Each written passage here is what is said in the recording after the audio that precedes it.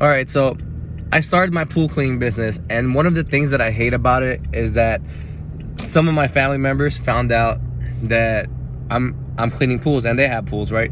So they're asking me, "Hey, Ken, what kind of discounts can you give me? Can you give me a good deal? Can you lower your price for me? We're family."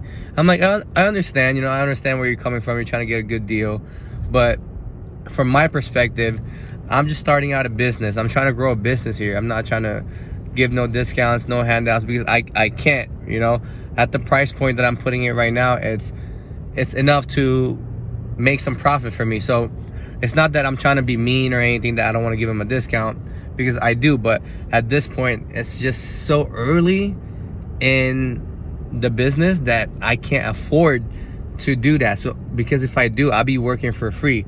So we get into like arguments and all that. They think I'm mean, they think I'm that, they think I don't want to give any discounts, right? It's not that I don't want to, it's just because I can't, right? So what are the things that you guys hate in your business, in your line of work, or whatever it is, right? Whatever business it is, just let me know comment down below, right?